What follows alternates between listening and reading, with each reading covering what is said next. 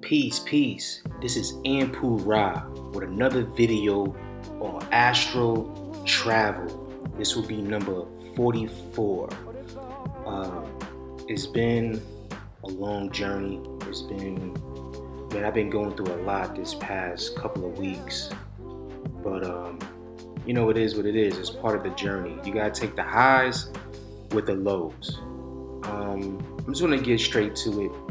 So I've had 2 lucid dreams in 1 month of this month of October 2019.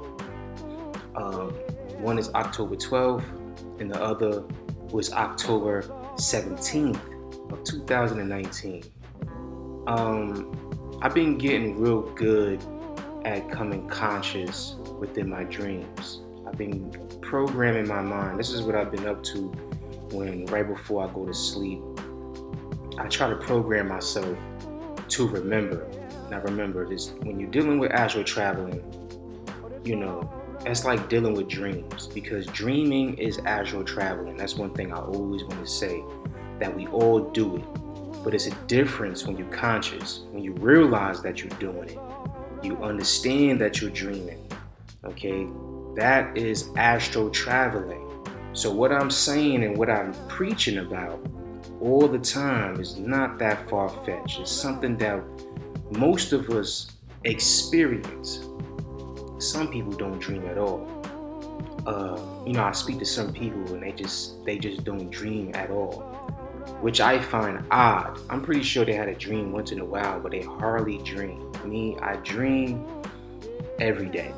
Every day there's a dream. If I take a nap, I'm having a dream. And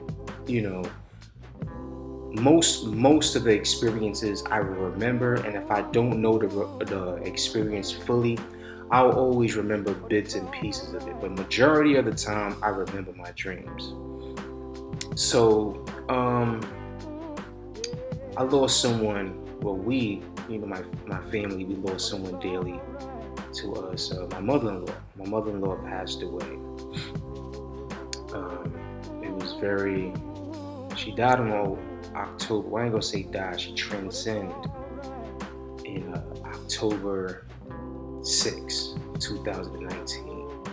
So because of that journey, I had to go back to New York to bury her. So it was like going back to my past.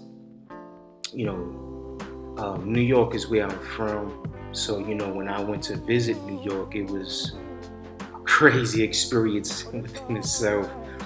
I mean, I miss my home, but I just don't miss the hustling and bustling of New York City. Now I'm down south. I'm in a different environment. To be honest with you, more peaceful, more quiet. I feel like this is where I belong, to be honest with you. Sometimes I always tell people, when you've been living in the jungle for, day in and day out, step out of the jungle into a different environment, more peaceful environment, and then you go back to the jungle to visit, you don't realize how crazy the jungle was. I mean, when I went to New York, it was just like, oh my God, I was doing this every day. And it's just a crazy lifestyle. Don't get me wrong, it's my home, it's my birthplace, but I just can't live in New York anymore at this point in my life. Now that I'm older and wiser, I'm not in my 20s no more, so I'm not into the partying and clubbing like that. I'm more on some chill, relaxing state of my life right now. But like I said, my mother-in-law passed away. She was just an amazing woman. I mean, she was a mother to me. And through the whole, since last October, we found out that she was diagnosed with cancer. And it was like one of the rarest cancers, which, kind of caught all of us by shock. So this is what I've been dealing with, me and my family. And it's been a rough ride, real rough. And she got diagnosed, when she found out that she was diagnosed with cancer, it was last year of October. and she died in October. So it took her life within 1 year. I mean, she's done went to different cancer institutes in Georgia, to Duke, to New York. I mean, we tried everything, and it still took her. By the time we found out about it, she was already stage 4.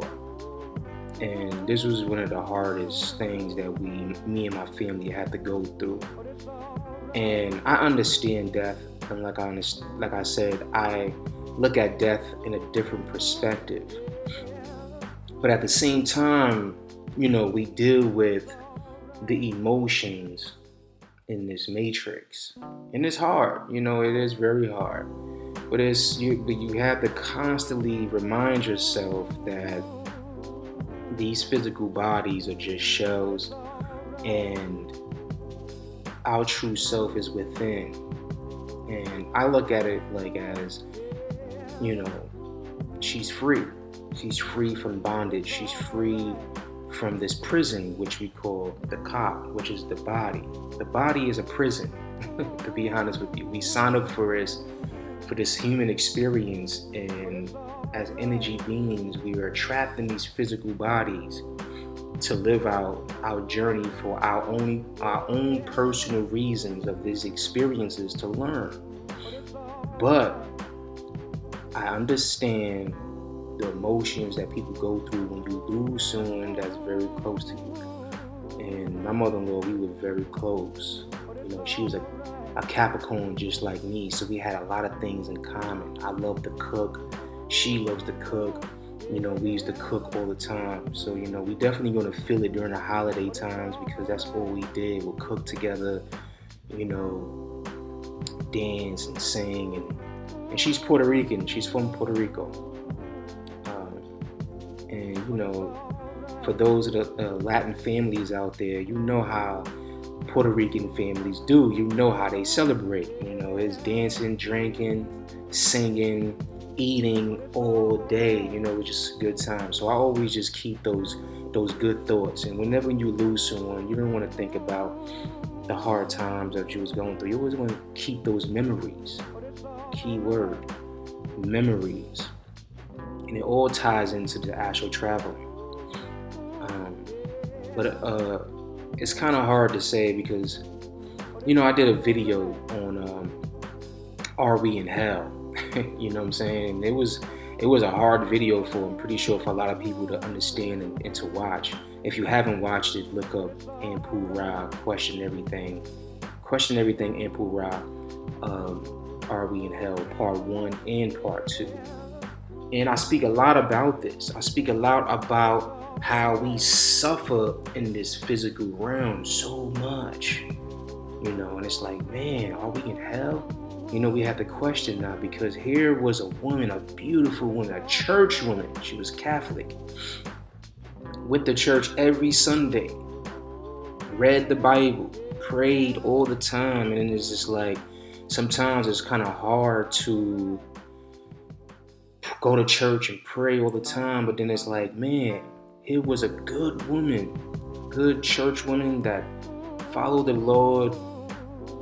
And I just can't get past that she had to go out like this, because me and my wife, we had to watch her suffer, and she suffered. I think that was the most devastating part of this journey, was to watch her deteriorate right before our eyes.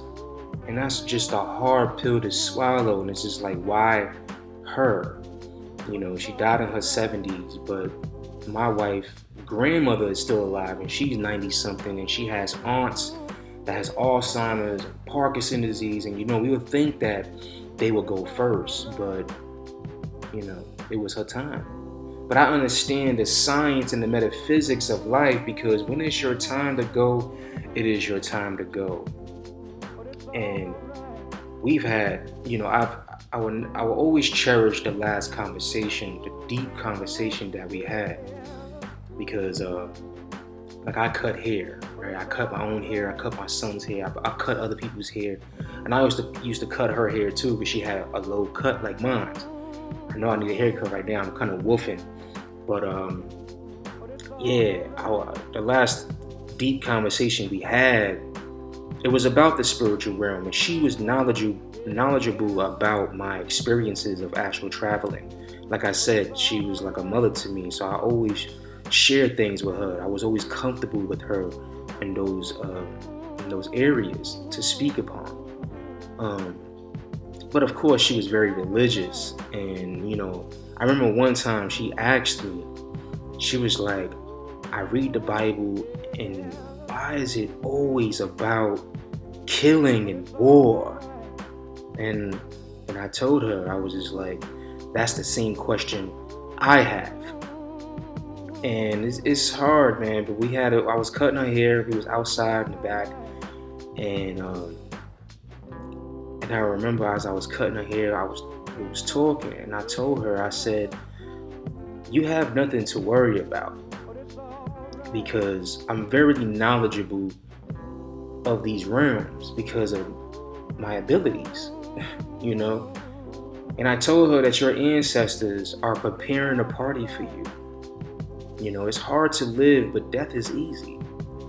When you transcend, it's a blink of an eye. It's smooth, but it's hard to live. But it's all part of the journey, and it's all part of the lessons that we have to go through in order to grow. Death is the process of becoming. Okay, so we always have to remember that. And we should celebrate death, right? Because like I said, she's in a better place than we are in right now. So our journey still continues. We still have to go through the hardship of this experience on this third dimension. And like I told her, I said, you're going to tap into your memory. You're going to tap into who you really are. You're going to tap into all your abilities that you can do. And I know she's going to be with us. And my wife's father, she passed away when she was a little girl. She was like 4 or 5 years old. And he also died in October. My grandmother died in October. And I always look at the patterns that we always lose our loved ones around holiday times. You ever think about that? It's always around the holiday times. Why is that?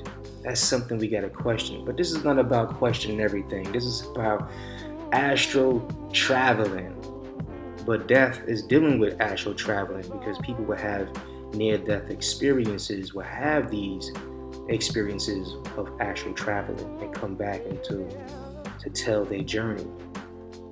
But like I said, it was a hard blow to the family, man. And it happened so fast. I'm good, and my family is good. They understand. But sometimes we still have to question why we must go through so much hardship. And my analogy on that is that those who suffer the most are advanced souls. Okay? We chose that path. We signed up for this. And we just have to play it out. And I know it sounds cruel and bad, and most of the time we want to blame the devil or blame God, and it has nothing to do with that. It's deeper than that. It's just something that we have to accept, embrace, and move on. So now we just have another angel watching over us. That's how I look at it. We have another ancestor to communicate with, to help us during our journeys. So that's the thing, people. In the other realms, we have spiritual guides, we have angels, we have entities that are there to help us. We have family members, ancestors there to help us, and we don't utilize them. So the most important thing is you want to utilize your guardians. Okay? Call upon them. You have the power. I know it might sound spookism, but at the end of the day, it's real. It's very real. Okay? So during that journey, going to New York, it's crazy out there, man. It was a journey. But and on October 12th, I had a lucid dream, and it was pretty wicked. Speak upon about that. I was staying with my wife's family, and of course, I was just dreaming, playing out the role, right? Playing out the role. But something made me conscious. I was in this busy city, and it was a bunch of people just walking by, whatever. But what I realized that a lot of people that were walking by, they had the same face, and the same face was like this. It was a young man's face. It was like a light-skinned brother, like a light-skinned African American. That's what the best I could describe him. Like I'll see his face walk by once, and then I see it again through the midst of different individuals, and I was like, yo, can I just seen this guy? And then I seen another one. So I was like, so that's why I always say pay attention to your dreams, because these points can trigger a lucid dream and you could become conscious. So this is what happened. So then I saw another individual with the same face, and he had his back turned. And I saw him peeking over his shoulder to see if I was watching him.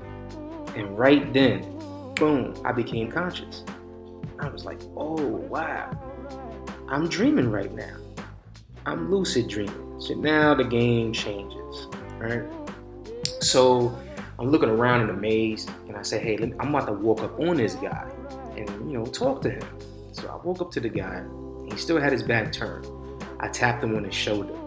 He turns around, and I said, I am awakened. You do know that, right? And he just started laughing, like if it was a joke. It was like he did this to me. Like if he was trying to pull me into a lucid dream. Like if he was kind of trying to help me lucid dream to become conscious.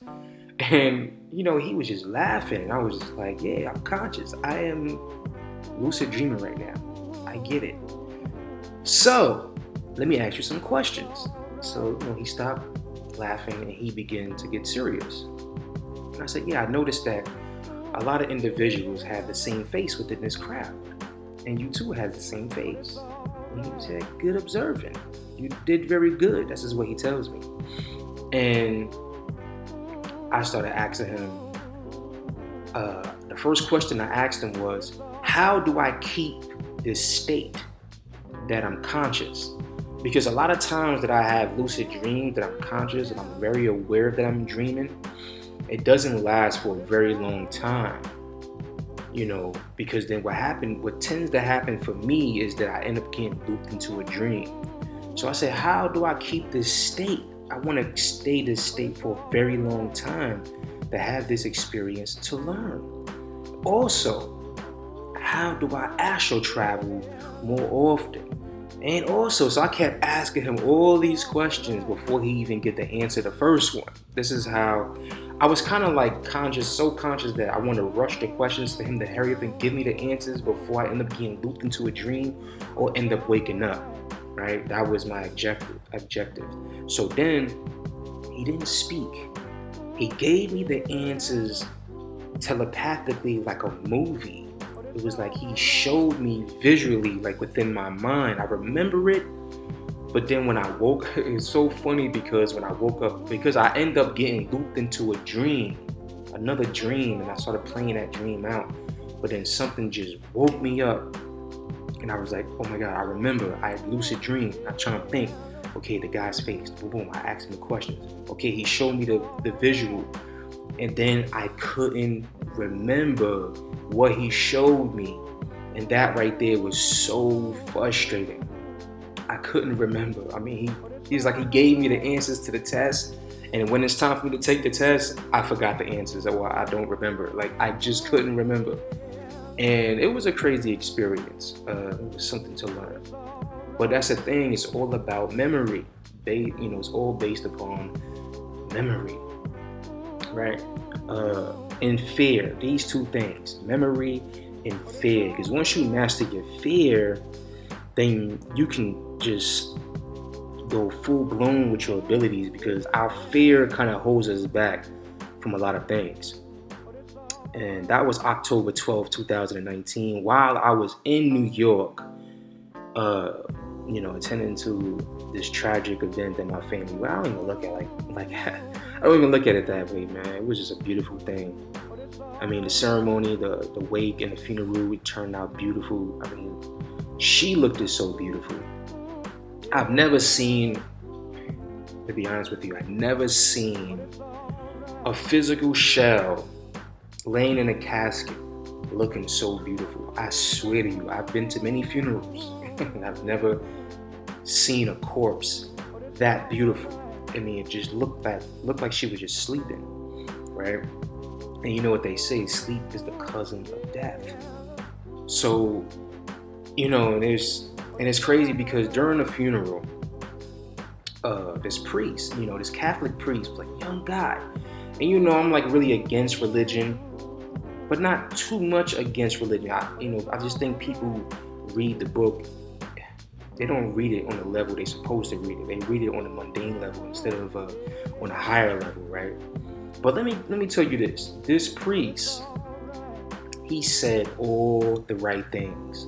I mean, everything what he said, I was just like, he's right. And because I had this, I had to talk with my son, a couple of days before, and I had to tell him like, yo, I said, prepare yourself because when you see this body laying in a casket, that is not your grandmother.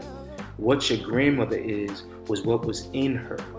Okay, so, and then he said the same thing I was saying, and I turned and looked at my son, and my son looked and he shook his head like, you were right, I get it. And I was like, cool,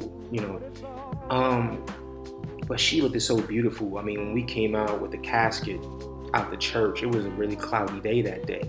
But as soon as we stepped out the church, to go to the burial, the clouds opened up and the sun just shined right on. It was amazing, and it was just so much validation that you still exist beyond this physical realm, is what I'm trying to get at, right? I mean, it was so many things that were happening during this trip to New York, right?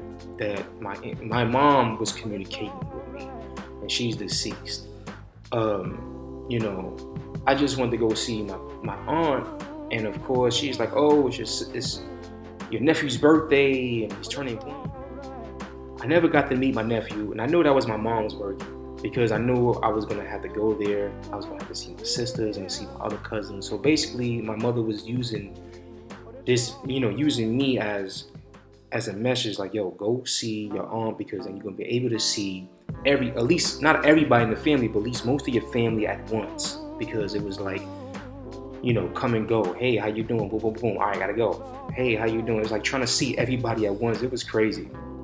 So I know my mom was working. I know she was, and I listened to her. See, that's the thing. You have to listen to your ancestors communicate with you because they do communicate. They're still there. They're still with you. But on my wife's side of the family, this is tricky. She has a cousin, right, on her Italian side, because my wife is Puerto Rican and Italian. On her Italian side, they have a cousin. Not gonna mention names, but they haven't seen this cousin since 2013. Now I'm with the Italian side, and they all talking about this one particular cousin. They can't get in contact with him because he had some issues and he cut them all off. And my sister-in-law on Saturday, right, the day I had the lucid dream, she ends up going to Manhattan to show her daughter where her husband proposed to her. It's like this lake over there where he proposed to her. And it's a lot of buildings, and it was kind of chilly, so it was like a lot of shade within the buildings. And she said, hey, let's go to the corner with his sunlight, with his sun. Maybe stay there and be warm. So they go towards the sun, and who do they bump into? They bump into the cousin that we've been talking about all weekend. What are the odds of that, right? You have millions of people in Manhattan. What is the odds that my sister-in-law bumps into this cousin that we were just talking about the night before? She bumps into him in Manhattan.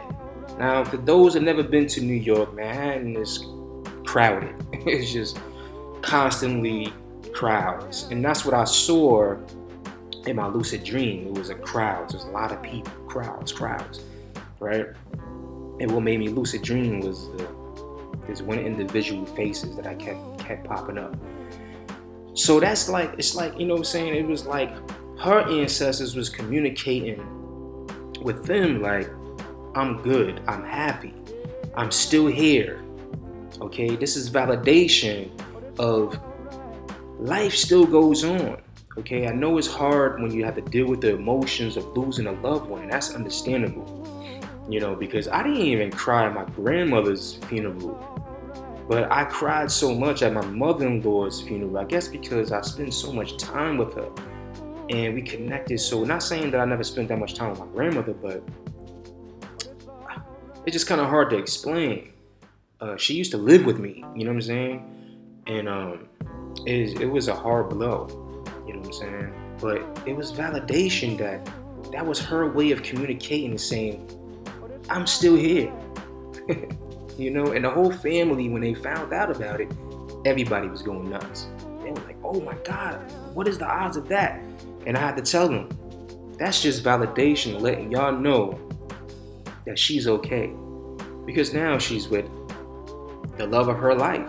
He was waiting. I mean, her husband died when, like I said, when my wife was at a young age. And it was like damn near 30-something years. So he waited for her. And now they united. They together, which is a beautiful thing. We move on to another realm and we get to see each other again. That's the beauty of it. So I'm pretty sure somebody out there is going through the same thing. And I'm pretty sure that the holidays is coming up, and this is when it gets the hardest, right? Because we spend most of the time with family and friends that we were very close to that are deceased or transcend. It affects us. But you always have to remember they are still there. Just honor them. Just let it be known that you know that they're still there. Okay? And then they will give you blessings and protection and guidance. Just communicate with them. Okay? So the next lucid dream I had was October 17th, 2019. And this one was pretty crazy because I was in a dream, right? And it all ties into my mother-in-law, right? I'm in a dream, whatever, just playing out the role, and I end up at this party. It was like a barbecue party. There was tons of people. And within the crowd, I see my mother-in-law. And when I see my mother-in-law, she looked so beautiful. Now, I've had these experiences with my grandmother. I had these experiences with my mother. She looked so much younger, happy. And she was greeting everybody. And at that point, I still wasn't conscious. I was still playing out the dream. And she was saying hi to everybody. She came up to me and she gave me a kiss on my cheek, a hug. And she introduced me to these two older Spanish women. And I don't know who these women are. I've never seen these women a day in my life.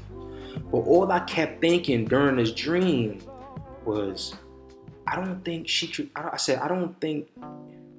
they know that she's deceased. And then when I had that thought, I began to get emotional, very emotional. That's when I became conscious.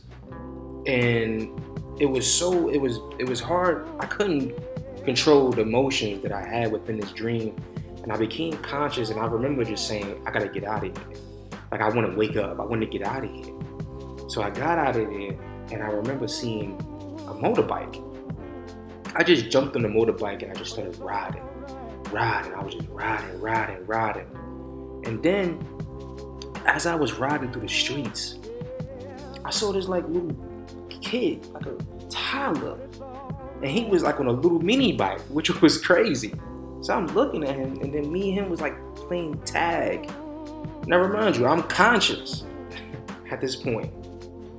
And we were playing tag on the motorbikes. We going through the streets and stuff like that. And then he just stopped and smiled at me and then just waved. And I thought I was kind of odd. And I just waved back at him like, all right, I'll see you later. It was fun, playing with you, whatever.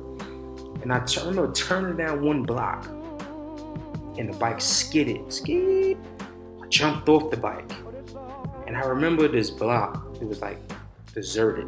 It was very deserted.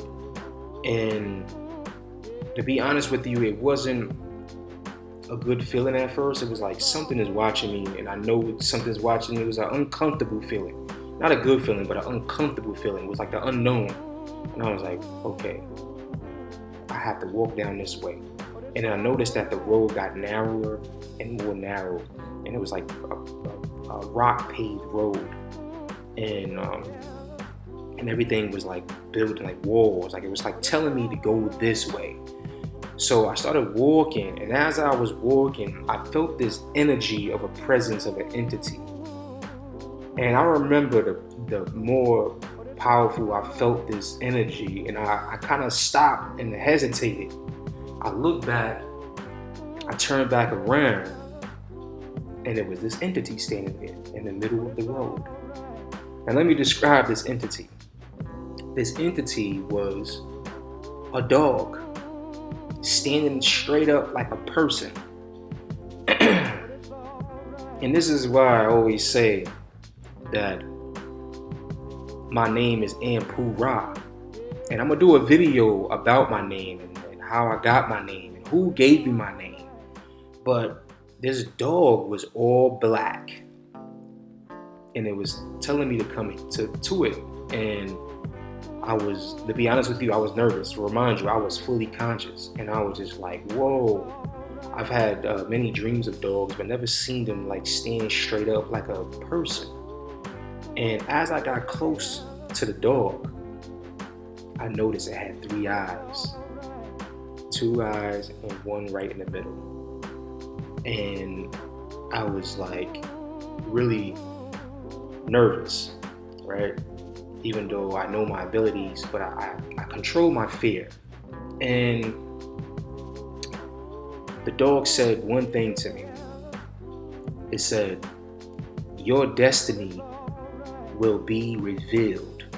And he dropped a little green book. Bam, dropped it on the floor. So I went to pick up the book, and when I looked up, he was gone. The crazy thing is, I never looked into the book. It was like a small, tiny book. It was like this small. It was a small book. So I remember putting it in my pocket, and I walked towards the end of the block because it was like a tunnel, because it was like buildings all here. And like I said, the street got smaller and smaller and smaller. Like I had to go that way. And as I went towards the end of the block, boom, I wake up. And it was just crazy. It was a crazy experience. But sometimes, when you having these experiences, you can't get too excited, right? So that was 2 in 1 month. October 12th, 2019, and October 17th of 2019. Lucid dreams. They wasn't one of my usual experiences, or me having a vibration and leaving my physical body and then journeying the realms. I was already in the realm. And that's why I always say this is the difference of, when you astral traveling and lucid dreaming, but at the same time it goes hand in hand. So pay attention to your dreams. And for those, that lost loved ones that are very dear to you, around these times, around the holiday times, around the times that, they passed on or moved on to the next level, pay attention to your dreams, because they might pay you a visit. Because my mother still to this day pays me visits. My grandmother still pays me visits. My master teacher, Thorpe, still pays me visits. Our other friend, Mustafa, which is like a father figure to me, he still pays me visits. I even had a dream about my grandfather.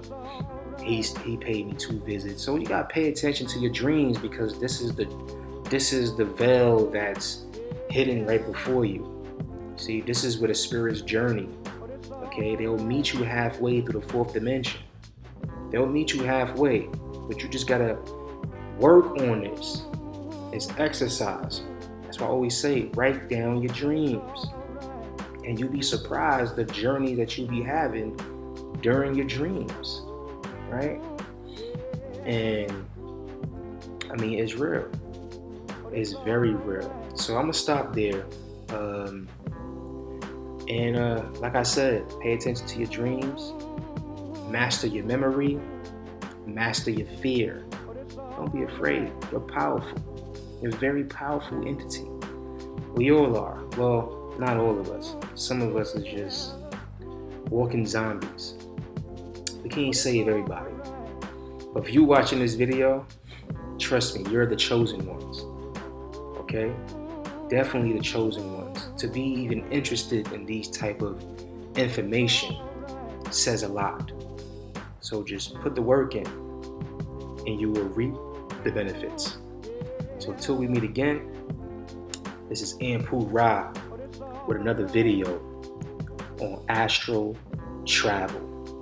Peace.